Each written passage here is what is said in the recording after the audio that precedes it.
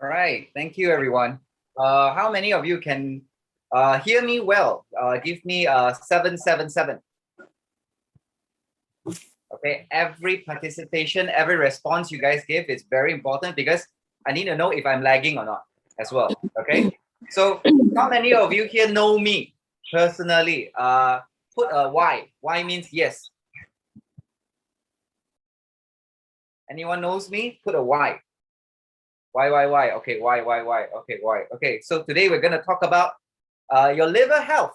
Okay, and it's very interesting because while preparing the slides, these 2 nights I haven't been really sleeping well, and my liver is being affected. How many of you feel the same way too? When you're during MCO now, lockdown, sometimes at home, and you can't really sleep well. How many of you are affected? Give me a three. Three if you are affected. If you're not affected, you sleep very well, press 111. Okay. So actually, many people have this issue of having sleep issues or having stress issues or having a lot of, don't know whether the economy is going to open up or not, or whether tomorrow what to eat or not. There are so many things. And at the end of the day, it brings a toll to our liver. And this is why tonight I want to share with you. They say in Chinese, they say, 肝好命就好, So if your liver is healthy, your life is healthy. Your life is happy. Okay? So how many of you want to have a happy liver? Give yourself a 555. All right. So let's begin. Okay, without further ado, let's begin. Okay, so today, right, I did a short video to share with you what a liver is, where is it at, and some basics 101 on liver. Let's check out the video if everyone is okay.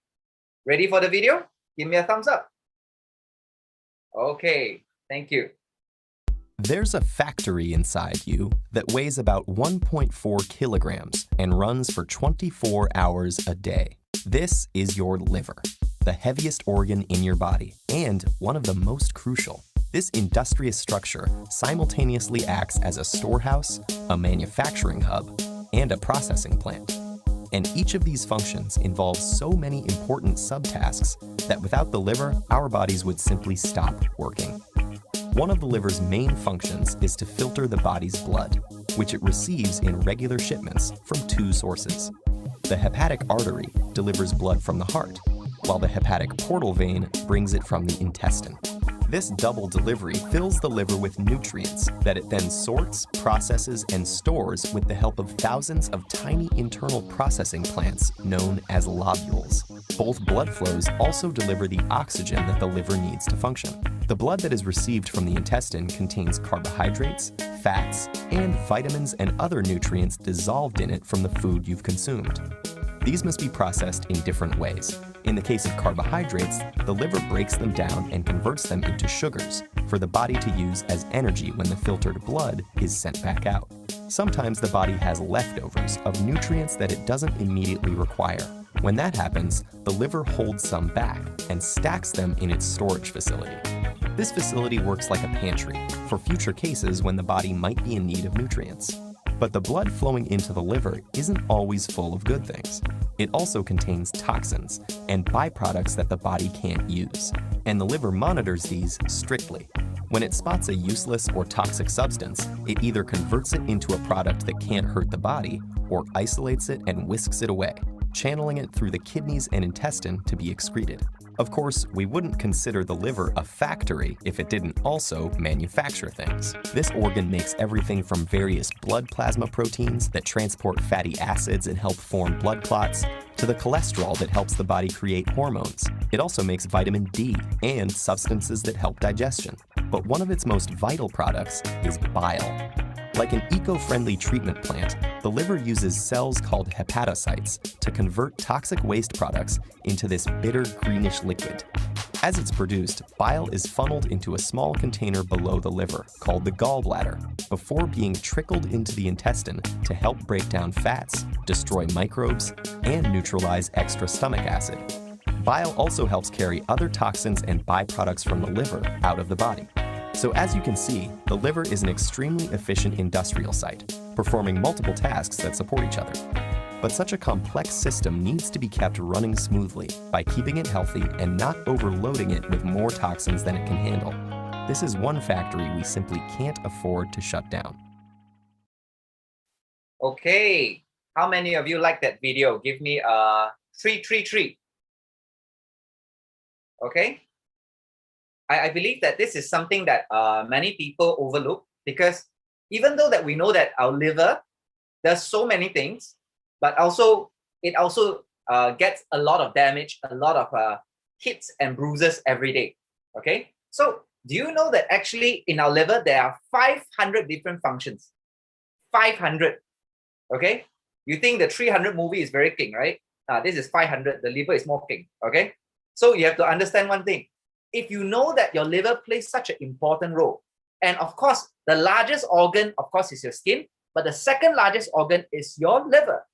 And do you know that in your liver there's no sensory things that you know that if it's in pain, you have no idea of it until at a very late stage. So this is one of the reasons why you have to understand that a lot of people, they don't know their liver is being damaged or how bad is the damage.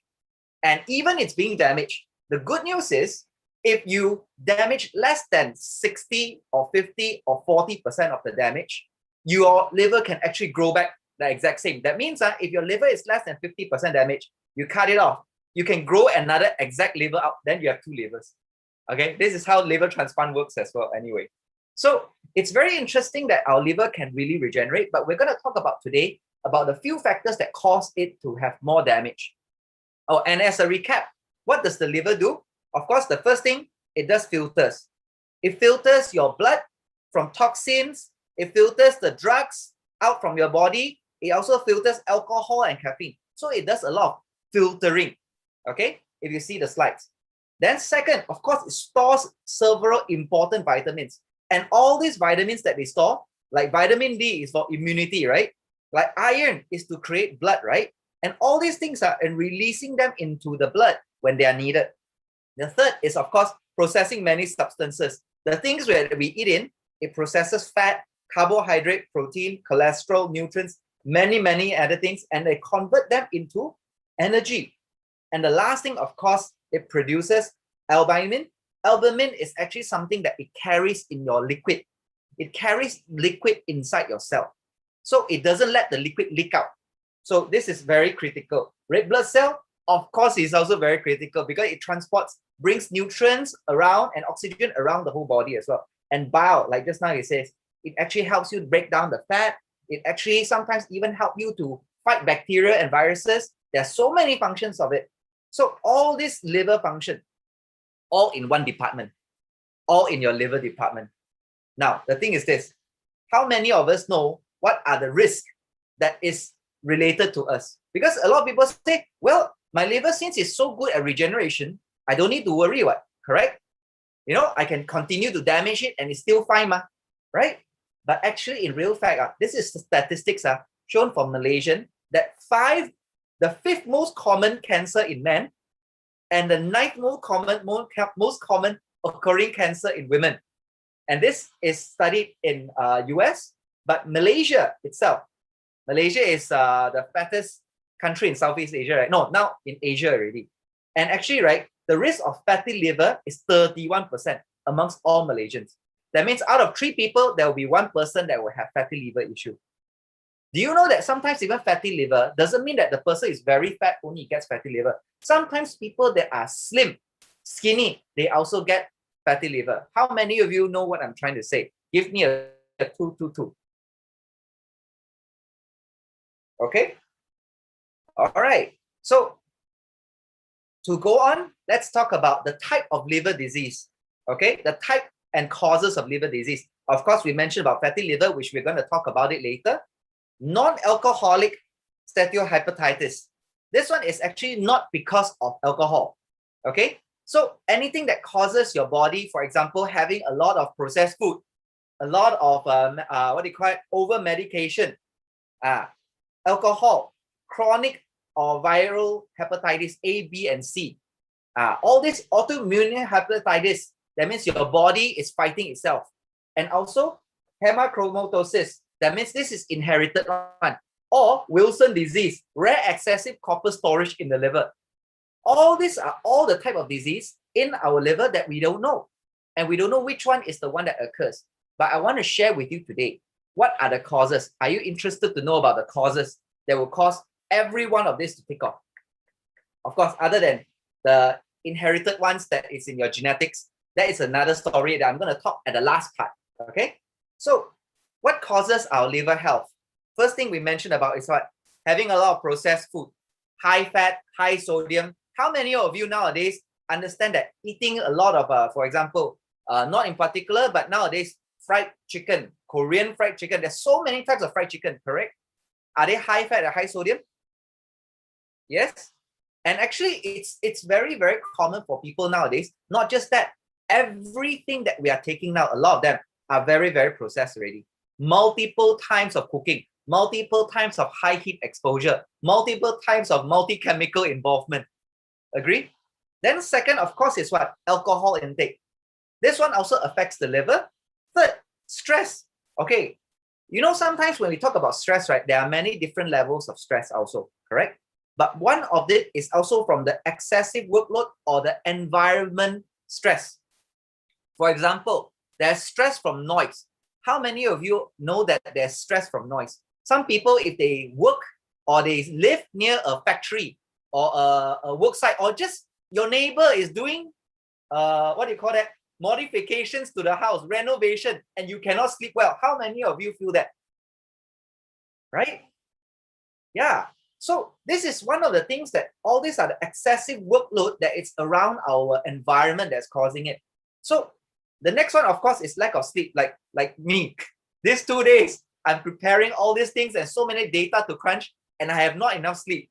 And I believe that everyone here, when you're rushing for your project, when you're rushing for your school final year projects, if you're rushing for your due dates, you're rushing for your final exam, a lot of times we are also lack of quality sleep, right?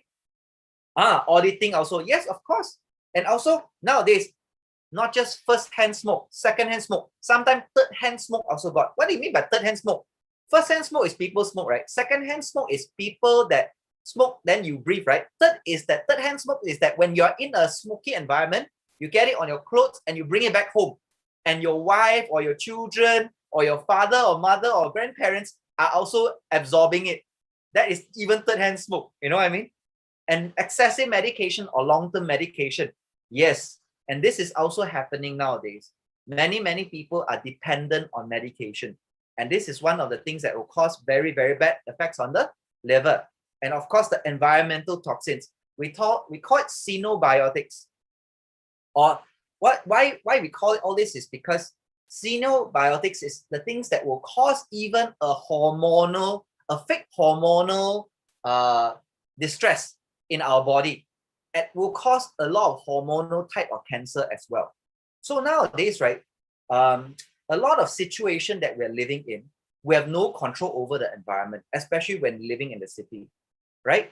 If let's say if you are staying in a light or medium industrial area where there is smoke at night, you cannot go and ask the person to shut up the smoke area, correct? And you're breathing it as well. And this is not one day, you're staying there, the factory is staying there. As long as you stay there, you're subjected to the environmental toxin also. How many of you understand what I'm trying to say? Give me a 666. Right? And this is, thank you. And this is one of the key reasons why we have to recognize one thing. All these factors are stacked up day by day. All these are accumulated in the body day by day. Now, my teacher always gives this very simple example. Today, right? How many of you know a poker card? Poker card. When you play 21, when you play blackjack, that poker card, how heavy is one piece of poker card? One piece. Sekeping. Is it very heavy? Poker card. Is it very heavy? Very light, right? But if I put it on the table, every day I put 1, 2, 3, 5 years, 10 years, 20 years, it might grow until 20,000, 30,000 poker cards on that same table. Do you think the table can tahan? Right? And this is why suddenly you see a person collapse. Have you seen some people work, collapse? You see some people play badminton, collapse. You see some people go to work driving, collapse. And all these things, when it collapses, right, it's because of accumulated stress, accumulated throughout a long term of time. One day, one beer is fine. But every day, 20, 30, 40, 50 beer, then that will cause the liver to have stress. So stress that damage the liver health. Do you know that actually, right, studies have already shown that nowadays the number one killer for liver, other than just now we mentioned about hepatitis, we mentioned about alcohol, stress is the non-alcoholic type. We call it NASH. Just now we mentioned about NASH, non-alcoholic type, that is actually causing it. And everybody in this group, as long as you see yourself having stress, you are already subjected to the risk of even liver cancer or liver disease. Okay, so let's continue. What are the things that causes it in the deeper level? How stress really affects our liver health? First thing, you have to understand that it creates something called oxidative stressors. The very simple example to give you is that, you know, when we have an apple and we cut open the apple and we leave it out on the table, what happens? The table will, the apple will turn brown, correct? That is oxidizing process. Now, I give you another simple example. Today, you see people, when they are stressed, right, and they have oxidative stress, you know what is the first sign you see on their skin? They have pigments. How many of you seen people with freckles and pigments on their face? Anyone? Okay. So when you have pigments and freckles on the face, of course, not born one. Some people are born with it. That's fine. But those people that later days, when they are young, they have no freckles, but later on they grow freckles. And if you see the freckles are dot by dot, right, and you take a piece of metal that is already oxidized already, metal, 生锈了的铁, and you put beside the face, you look, hey, how come the metal and the face look the same? Huh? It's because the face is oxidizing too. The metal is oxidized, your face is oxidized. That's why even for us as humans, we get oxidized through even stress. And that's why when oxidize of the stress goes up, it causes the liver to decrease in its response. It decreases in its efficiency. Second, on stress, when we are always on chronic stress, right, our blood glucose is very highly elevated all the time. All the time. And always, sometimes you've seen people, when they are stressed, what do they eat? Do they eat plain fruits and vegetables, like no taste? They eat high sodium, high sugar, high sensory type of food, correct? And they say, they call it what? Stress eating. How many of you can relate? Stress eating, right? And this is why when the persistence of high glucose, it causes the insulin to start resisting. Means that every day, if today your mom calls you to come down and eat dinner, hey, son, come down and eat dinner.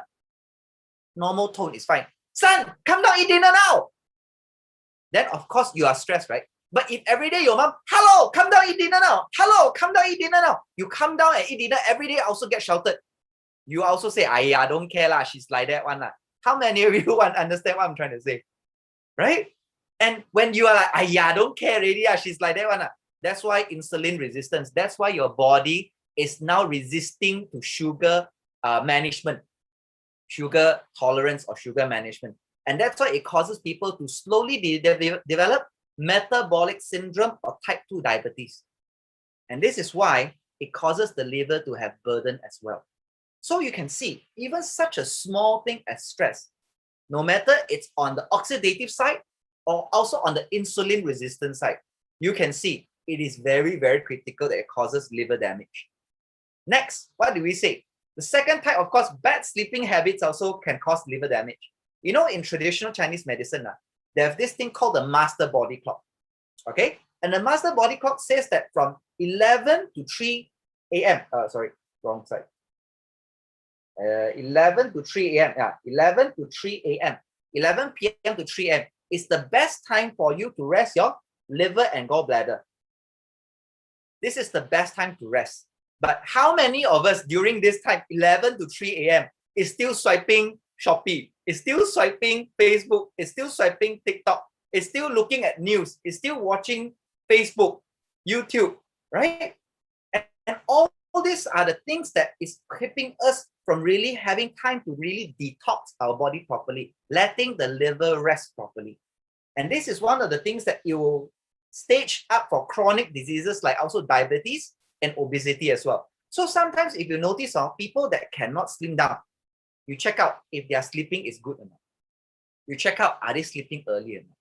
Even for people who wants to build muscle, they need to create a way to continue to retain their muscle. They need to sleep early as well. This is one of the reasons as well.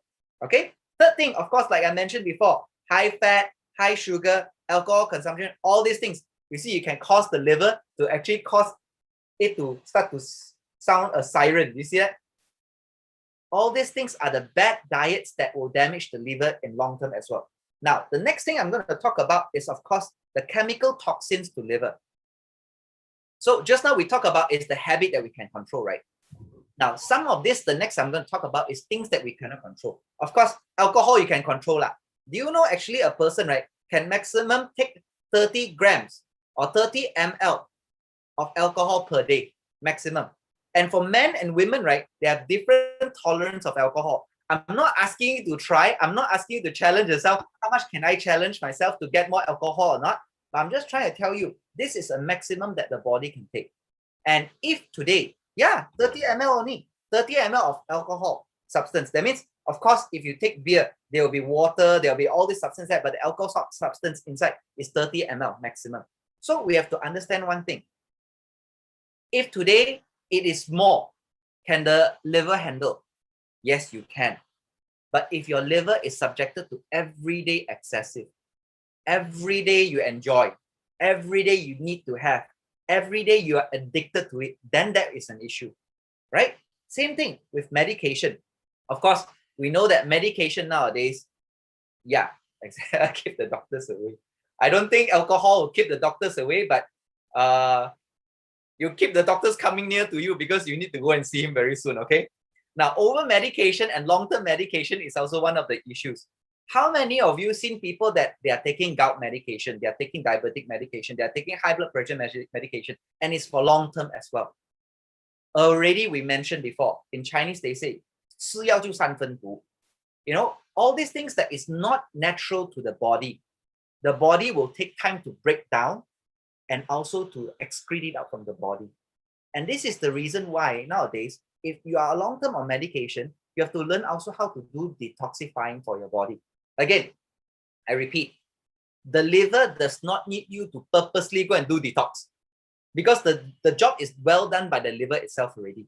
But sometimes you will be overwhelmed with tasks to do, like today if you are stressed, if today you are drinking alcohol, if today you're drinking alcohol and medication, if today you're drinking alcohol, medication, and smoking, if today you're drinking alcohol, medication, smoking, and then having a lot of highly processed food, highly fatty food, all these things all in one shot. Now, then your liver is overburdened, correct? And when your liver is overburdened, yes, you might need to assist to help the sluggish liver to do something. But by nature itself, it is supposed to be efficient already. Okay? Of course, next, benzopyrene is this one. What is this? Benzopyrene is actually the crust, you know? Whenever you burn something like satay, like your chicken, like your barbecue, like your steaks, and you want it to be charred, you know? I love having food that is charred. My char siu, I want to have charred a little bit. Oh, so good, right? But nowadays, I notice that if I eat too much of the char, this is the one that will cause the liver to be damaged. This is the one that will accumulate and cause the burden into the liver to have inflammation. And this is why sometimes if you take too much food that is charred, you feel that you have sore throat coming up. How many of you feel that before? If today I eat a lot of bakwa, if today I eat a lot of what do you call that?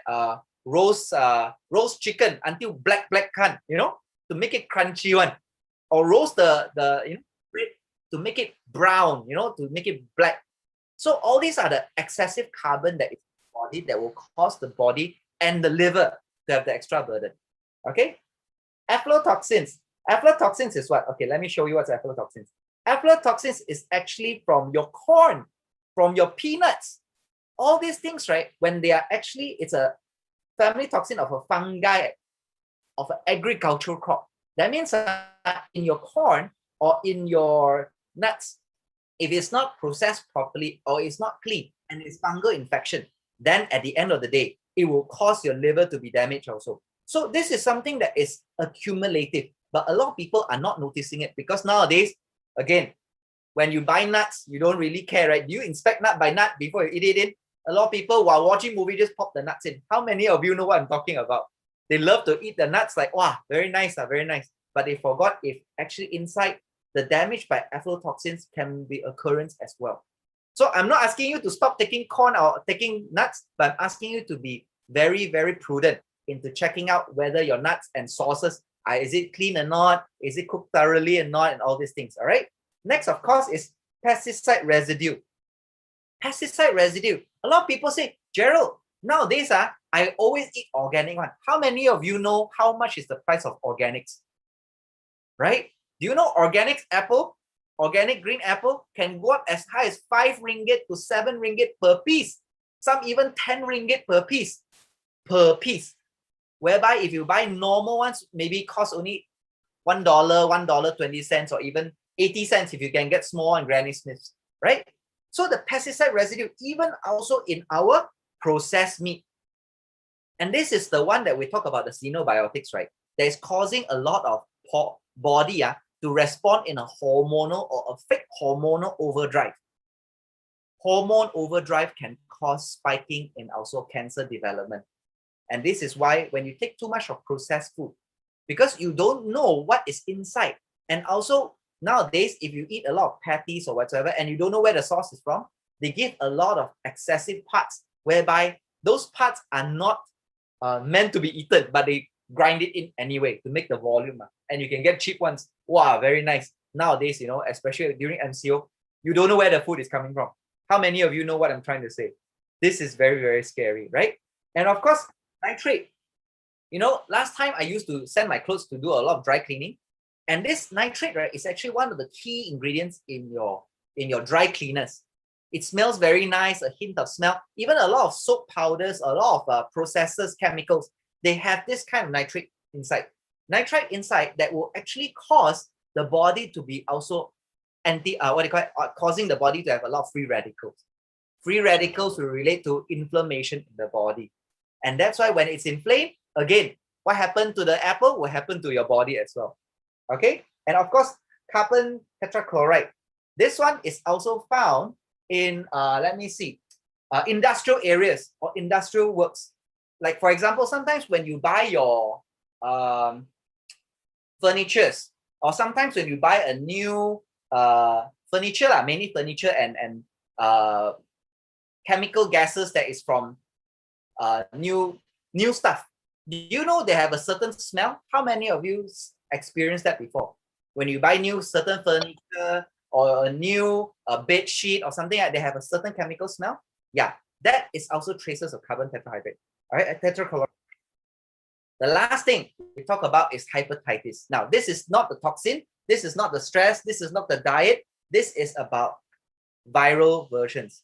Viral versions from hepatitis A, B, and C are all very different. But the first thing, hepatitis A, it comes from poor sanitized food, poor sanitization. For example, in water, if your water is not clean, of course, you might have traces of hepatitis A that will cause the liver to go into inflammation. Now, coming back, today we can get a good quality version of prevention measures like cleaning your hands, cleaning your thorough vegetables properly, your water, you have good quality water treatment systems. Yes, this is one of the things that you can do on prevention because it's mainly on hygiene level. I repeat, hygiene level. Okay, so I know some people that they believe that, you know, if it's so clean, you know, my body immune system cannot work. But trust me, this hepatitis A, you need to make sure it's clean. Okay. Second, hepatitis B and hepatitis C, the mode of transmission is the same. They either can use by the same injection. You know, I've seen before people mention when they go for COVID vaccine, they say they use the same needle one. After the one vaccine already, they take, they want to 省钱, they want to save money and on a needle and they use it on another. I tell you, that's not true, okay? That's fake news. One of the reasons, because we already know that if any person shares the same needle, if one person get hepatitis B or C, and he can transfer it just by the jab, how many of you know what I'm trying to say, right? And also, of course, unsafe sex or sharing the same toothbrush or same shaver, you know you might get hepatitis B or C transmission as well. Of course, there are many other ways, but the signs and symptoms is, of course, you have abdominal pain, vomiting, yellow skin and eyes, because anytime when your body has signs and symptoms of liver damage, there is something called bilirubin excess. When you have bilirubin excess, of course, jaundice will happen. And this is one of the reasons why when you have yellow skin and yellow eyes, how do you see that also? You go to the mirror, pull your eyeball down and look at the lowest part. If you see that it's yellowish or on the side, because sometimes people's skin is yellowish by, like now, if you see the screen, right, I purposely filter my Zoom to have more yellow skin. So I look like I have jaundice, but actually I don't. So just coming back, the idea is that if you go and see the mirror and you have jaundice, yellowish eyes and yellowish skin, you might be having liver damage. Okay, of course, vaccination is the way. So you can go and do a blood test to see whether you are still vaccinated or you need boosters from hepatitis B and C. Okay, I think this is something that you can go. So the next stage I want to talk to you about is the stages of damage by the oxidative stress on liver. What does it mean? That means the different stage of liver damage. And this is from the American Liver Association, ALA. And I just want to share this video with you in just 2 minutes. Is everything okay? Let's go and welcome the video, right? When we talk about liver disease like viral hepatitis, hepatitis B, hepatitis C, we first really need to understand the progression of liver disease. The way the liver gets damaged really looks the same regardless of the disease we're talking about. So whether it's something like hepatitis C, lifestyle-related liver disease like non-alcoholic fatty liver disease or alcohol-induced liver disease, or an autoimmune or what we call cholestatic or bile-related liver diseases, the damage that happens to the organ itself looks the same. So a healthy liver is nice and red and smooth. You'll see 2 pictures of it here. When a healthy liver is good, it's a stage 0. We grade liver damage from 0 to 4. Generally speaking, we need to use either an ultrasound or something called a fibroscan, which checks to see how elastic or dense your liver is. And you can get these clear stages of liver damage. So as the liver becomes damaged, the first step does tend to be hepatitis, which unfortunately is not pictured here. But all the word hepatitis means is that your liver is inflamed. So hepa means liver, itis, like appendicitis or bronchitis, just means inflammation. So first your liver will inflame, hepatitis, and then scars start to form. This is the natural healing process. If you think about when you get an injury or a cut to your skin, first the area kind of swells and then it's replaced by scar tissue. That's the natural healing process our liver undergoes. So first we see inflammation, hepatitis, and then scars called fibroids begin to develop.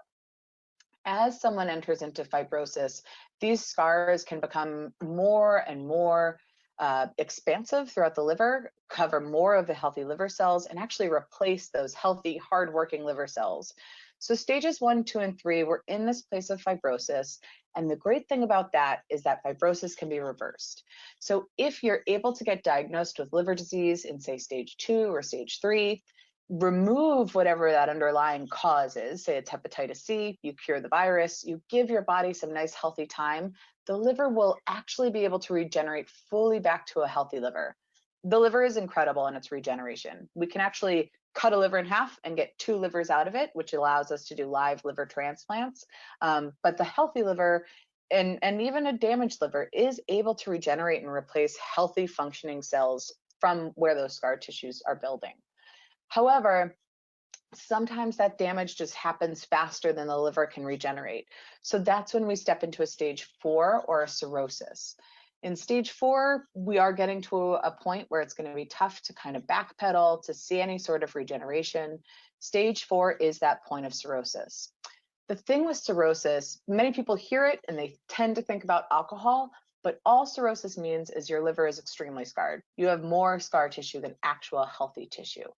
So when you have cirrhosis, you will also probably have to start undergoing liver cancer screenings. It's very common for someone to develop a liver cancer once they have cirrhosis.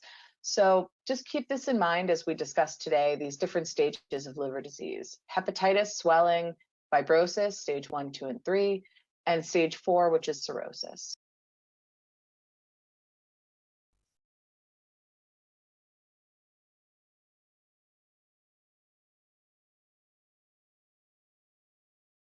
Okay, so how many of you heard just now what she mentioned?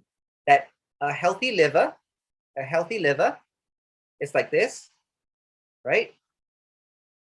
A healthy liver is like this, and the fatty liver is the one that is causing the first part of diseases. You see the green color part? How many of you can see the green color part? Show me offhand. Okay, so you can see, right, there's a green color line, and the green color line is the one that can be reversible. That means it goes from this point. Oops, sorry. When we talk about liver disease, so it goes from the green line, from healthy to fatty liver to fibrosis. Fibrosis means scarring. So when you have scarring on the liver, it's still fine because your body can continue to regenerate. But if the scarring is faster than the recovery, then it will move on to cirrhosis. Cirrhosis, right? Then it will go into cancer. And this is the reason why when we mention to people, right, if today you have any certain signs or symptoms of liver damage, the first thing, of course, is go for diagnostics. The second, of course, is to make sure that you can go and get rested, remove the source of cause of damage. And third, increase back on the nutrients, the diet, the lifestyle, the supplements that can actually help it recover faster. So at the end of the day, you can reverse back your liver without causing it to go until the ultimate damage where you cannot solve anything further. Okay, so let me continue, right? Because hold on, my pen just dropped, that's why. Okay, so fatty liver, fibrosis to cirrhosis. This is the one that we say, no, don't go. Okay, all right. So now, this is a bit of Chinese that I was going through some of the notes from the lecturer, but I come back. First thing is that nowadays, because we are creating a lot of free radicals, like I mentioned just now, that causes inflammation, right? This is the inflammation. After the inflammation, the body starts to die off, and this is the scarring, or we call it the fibrosis.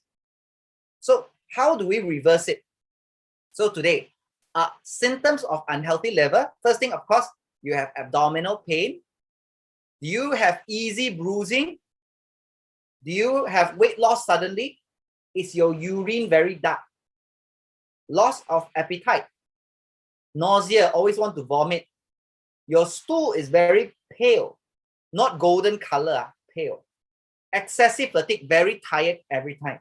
And of course, like I mentioned, jaundice. These are all the symptoms, not just fatty liver, but a damaged liver, unhealthy liver. Okay, so you can go and check out whether you have all these symptoms or not. So when we have these issues, right, what we do is that we go for diagnostics, right? Diagnostics have blood test lah, imaging from CT scan lah, MRI lah, fibro scan, like just now she mentioned about the elasticity, you know, how the QQ-ness of your liver.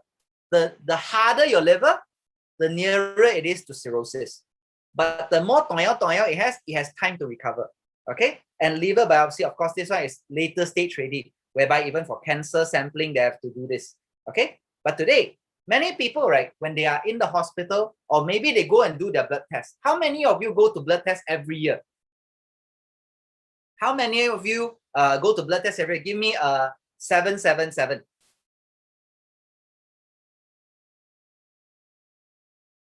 So you see, a lot of people, when they go for a blood test every year, right, as long as your index is not very, very bad, even at borderline, and it's not flagged with a star or bolded or red line, well, the doctor or the advisor won't even really mention to you at the end of the day. But today, I just want to mention this to you again. Your health is in your hands, okay? It's not in the doctor's hands, but it's in your hands. So today, you have to understand that the diagnostic test that you run, you need to know how to read it as well, okay? And usually this is how people usually read it, okay? So I want to share with you the few things that you need to know. First thing, in the liver function test, liver test function site, when you look at the first thing, ALT. ALT is the enzyme that breaks down protein. If the reading is very high, that's a sign of liver damage already, okay? This can be caused again from your alcohol intake, your ALT or AST. AST is also the same, an enzyme found in several parts of the body, like for example, your heart, your liver, your muscles, and all these things. It shows a very high index also. Yes, there might be certain damage on the liver. Third one is just now when we mentioned about the albumin.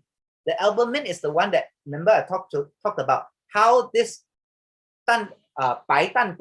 albumin actually keeps all the juices, all the liquid inside yourself without leaking out.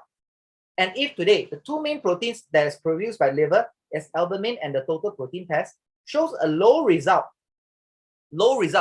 productivity, also means that your liver is not functioning very well.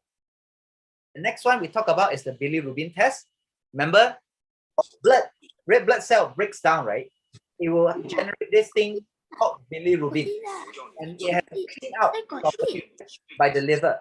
And if your liver doesn't take out efficiently, then it'll start to accumulate in the body, and that's why there's high level of blood jaundice. Jaundice is 黄疸病.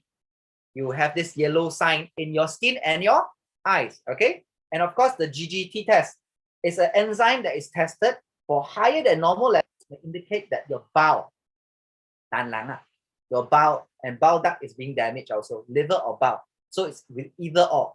So this is something that is very helpful for anyone, that if you go and see your past report, or you're just going to plan to do your new report, you can use this as a reference as well. So coming back, I want to share with you also on the genetic practicing or genetic health nowadays that I've recently got certified. So the stages for phase 1 and phase 2 liver detoxification. There are 2 phases in detoxification from just using your liver. Now, we talk about the xenobiotics, from all the alcohol, the caffeine, the processed food, the medication, all these things, right? It goes into the body. It's either stored in your fatty cells or either in your liver, right? Go through the liver to process. The phase 1 is actually the part where they talk about the breakdown. Breaking down, 拆开来, how they break down the toxins in the body. Second, phase 2 is this part, phase 2. Phase 2 is actually about excretion, taking it out. That means if I take a chemical in the body, there are 2 phases. First phase is to break down. If my breakdown is not fast, then my phase 1 got issue, correct? My phase 2 is I don't go to toilet every day, or my excretion is very slow. Then of course, it's my phase 2 issue. So I have to understand one thing. Not all the time we need to take, for example, I've heard people taking psyllium husk. Have you heard of people taking psyllium husk before? Have you think about people taking what they call it, coffee detox? Or they eat something, then they keep on go to what they call it, flush things out in the body one, right? And cause them to have a lot of bowel movement and all these things. That is only on phase 2. Phase 1 is the part where your body breaks down internally or not. And if your body is not breaking internally, you need different type of nutrition. The second part also need different type of nutrition. So let us dive further into it. And this is my result. My result from the first variant gene of breaking down. This is the breakdown part. Breakdown of toxins. And this is the part of excretion. That means taking out. Part 2. And when we study on the person, right, we will know exactly what kind of detox is suitable for the person. Is it really helping internally to break down faster or externally to do first? Which one comes first? Is very important as well. Okay. So, and also the nutrients that we need for phase 1 and phase 2 is also different. Phase 1 requires vitamin like B vitamin, folic acid, glutathione, antioxidants, milk thistle, all these things to help break down efficiently in the body. But the phase 2 requirement is amino acids. What do you call that? For example, some garlic or cruciferous vegetables, high fiber diet. So there's different type of detoxification, and that's why you can hear some people say they need to use high fat for diet, high fat detoxification process. There is, and we know how to do it with high fat and also high fiber type.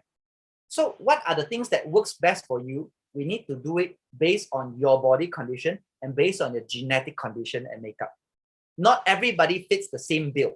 And that's why nutrition and medicine needs to be personalized individually. Okay, so what are the 10 foods that can help liver detoxification? First, cruciferous vegetables. Cruciferous means that, for example, broccoli la, bok choy la, kale la, all these things. Try to eat more. Second, dandelion root. Dandelion root. Of course, it comes in a tea bag. This one comes in a tea bag. Third, of course, beets. You know, beets, right, comes with the red color. Beets, I don't know what's it called in English. Beetroot, red color one. The red color one is a very strong antioxidant that actually enhances the ability for the red blood cell in the body out the free radicals. This is beets function. Next, cilantro. Cilantro or parsley, right? Or we call it Chinese watercress or something like they have the different name one. This thing actually does something called chelation. What's chelation? Chelation means that it can actually grab onto heavy metal. Have you known that nowadays in our food there's mercury, there is lead, all these are heavy metals, right? Parsley and cilantro and all this actually has the ability to chelate, to drag and grab onto heavy metal and pull it out from the body.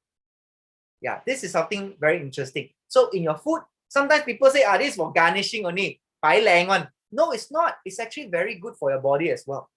Okay, next, spinach and other iron-rich food. Again, remember, when we talk about blood, we talk about iron-rich food. It actually helps the body to enhance the cells, to take out the chemicals, to take out the toxins as well. Fifth, of course, is turmeric. Turmeric, 黄姜粉, okay, turmeric. Sixth, this is garlic. Garlic, and you know, it is very true that if today you have flu, if today you don't feel unwell, actually you can just take a whole garlic. Garlic, you can just cook it in slow steam or just eat it on its own. It's very, very good actually. And 6, 7, and 8 is green tea. Green tea is actually very, very good for what do you call that? Our liver as well. Then milk thistle and dandelion. Just now I repeated that already, right? Did I? Hold on. Milk thistle and dandelion. Okay. And the last thing, of course, is cholera. Cholera is actually a marine algae. Marine algae, you can find all this in organic shops and powder form. They are actually very, very good to help the body's liver to do detoxification naturally. Next thing I want to mention is about sulforaphane. Now, this is a very interesting thing. Sulforaphane is actually from your broccoli. You know your broccoli, right? Broccoli top, those small pebbles, those are called broccoli. And broccoli inside, they have this broccoli extract, right, that can make into sulforaphane. Sulforaphane is one of the key ingredients in our phase 2 liver detoxification, which is also to bring out the chemical and drag it out and come into our stool, coming out in our urine, coming out in our, to drag it out. Phase 2 liver enzyme. And we have that a lot of sulforaphane found in our double X, especially the brown one, the copper one has sulforaphane extract inside. And next, of course, the nutrition supplements that we mentioned. If you can't take natural milk thistle and natural dandelion tea, like just now, dandelion root tea, then you can use our nutritional milk thistle and dandelion plus. Why? Because the plus also includes on, okay, let's talk about milk thistle first. Milk thistle actually helps detoxify the liver. It's high in antioxidant. It stimulates liver cell to regrow. and prevents formation of gallstones, improves fat metabolism, and also improves insulin sensitivity. And when you look down at the dandelion root, it's rich in vitamins and minerals like A, magnesium, and calcium, supports liver health, natural diuretic to bring out to lower blood pressure, promote good and growth of good bacteria in the gut. So a lot of people, right, when they are not actually having a healthy gut, it also relates back to their liver, okay? Fight inflammation, antimicrobial properties. And the next one, of course, the third one, remember, our one is called milk thistle and dandelion plus. The plus is with turmeric as well. So actually inside, not just our triple booster have turmeric, but also our milk thistle have turmeric inside already. So all these are very, very natural foods. And just now, when we talked about the green tea, right? The green tea inside has something called EGCG. And this is one of the substances that actually is a very high antioxidant that can be found. Nowadays, you can find it in our green tea extract, our CH balance, our green tea extract, and also our green trim. Our green trim also have that. So for a support on nutritional side that helps on liver health, I would suggest that taking on all plant protein, because it actually helps on synthesis on our glutathione.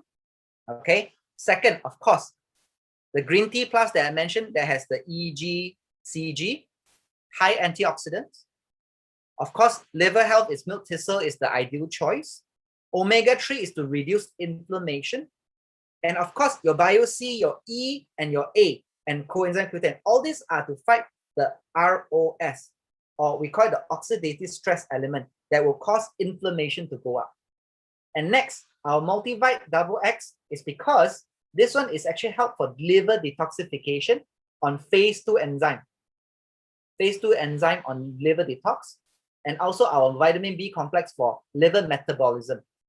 All these things that I mentioned to you, it's very, very critical, especially for people that already have liver damage. I would believe that if you know how to take this with your diet and understanding your genetics and blood report, you will know how to take care of your health very, very well, your liver health.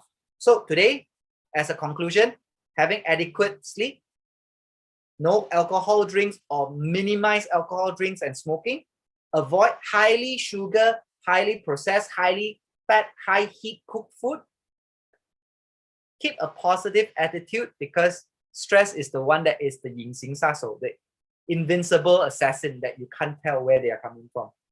Exercise, they say, is 150 minutes per week, and also having healthy breakfast, because one of the reasons whereby a lot of people need to reduce something called visceral fat. Visceral fat also because of not having good breakfast and causing to overeat, and also to eat high sodium, high processed, high heat, high oil, high fatty food. And today, my last section I want to share with you is that you decide for your liver's health. All of us, we have a decision to make. You can either choose A or choose B. It's in your hands. But most importantly, your liver does 500 jobs. You only do one, is to choose which part is healthier. So I believe I pass back the ball to you, and my sharing is up today. Thank you very much. Thank you. What? Thank you.